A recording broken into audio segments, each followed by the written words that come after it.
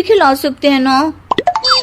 अरे देखो तो जरा, नास पीटे गोलगप्पों के पीछे कैसे कैंची की जैसी जुबान चल रही है इसकी। देखिए मम्मी जी, आप भले मुझे कुछ भी बोलिए, लेकिन अपने गोलगप्पों के लिए मैं कुछ नहीं सुन सकती। हाँ।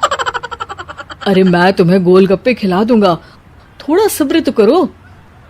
पिछले 7 दिनों से सब्र ही तो कर रही हो ना। अरे गोलगप्पे ही तो है, इतना बेचैन क्यों हो रही हो? आ जाएंगे।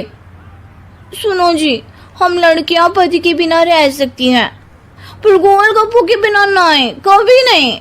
वो मेरा पहला और आखिरी प्यार है। निहारिका की बात सुनकर उसकी सास और पति सिर पकड़कर बैठ जाते हैं। जिसके बाद राम गोलगप्पों का इंतजाम करने घर से बाहर चला जाता है। कुछ देर बाद वो गोलगप्पे लेकर घर वापस आता है, जिन्हें देखकर निहारिका सारे काम छोड़कर खुशी से भागते हुए राम के पास आती है। तुम आ गए? इतनी देर क्यों लगाए? पता है ना मैंने तुम्हें कितना मिस किया। अरे थोड़ी देर पहले ही तो घर से गया था। क्या तुम? अरे मैं तो अपने गोलगप्पों से बात कर रही हूँ, तुमसे नहीं। निहारिका का गोलगप्पों के लिए ऐसा प्यार देखकर राम हैरान रह जाता है। अब वो गोलगप्पों को प्लेट में अच्छे से सजाकर उन्हें खाने बैठती है, लेकिन पहला गोलगप्पा खाते ही वो गुस्से में प्लेट खिसका देती है। ये कैसे घटिया गोलगप्पे उठा कर ले आए? न पानी में स्वाद, न गोलगप्पों में। हाय हाय, महारानी के नखरे तो देखो, इन्हें गोलगप्पे में भी अलग अलग स्वाद चाहिए। ठीक है, आप लोग इस पर बहस मत शुरू कर देना, मैं ना कल दूसरी जगह से खरीद लाऊंगा, ठीक है?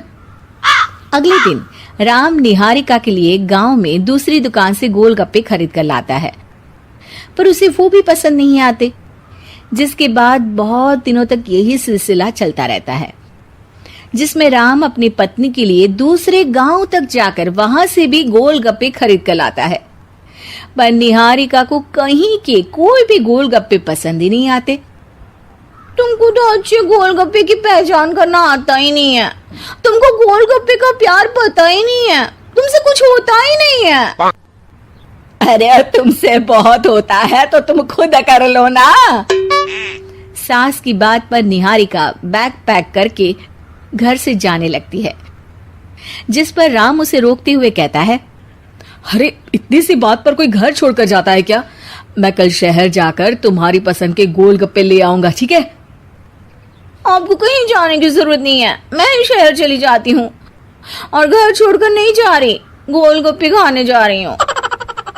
ये कहकर निहारिका शहर में अपने पापा के घर चली जाती है, जहाँ पर वो सुबह के नाश्ते से लेकर रात के खाने तक में मन और पेट भर कर गोलगप्पे खाती रहती है, जिससे उसकी तबीयत खराब हो जाती है और उसे अस्पताल में एडमिट करना पड़ता है। फूड पॉइजनिंग है, जंक फूड बिल्कुल बंद करना होगा। लो, बहुत गोलगप्पे गोलगप्पे करती रहती थी, कर दिया ना गोलगप्पे ने बीमार। और खाओ अब। माँ, इसके बारे में हम घर जाकर बात करेंगे। कुछ दिनों में निहारिका ठीक होकर अपने ससुराल वापस आ जाती है, जिस पर एक बार फिर सास बहू की नोकझोंक शुरू हो जाती है। अब थोड़े दिन अपने प्यार से दूर रहना, नहीं तो इस बार सीधा भगवान के घर पहुंच जाओगी। इस बार सास की बात का कोई जवाब दिए बिना निहारिका अपने कमरे में चली जाती है। बीमार होने की वजह से निहारिका गोलगप्पे तो खा नहीं पाती, लेकिन अभी भी उसके मन में हर वक्त उन्हीं के ख्याल चलते रहते हैं।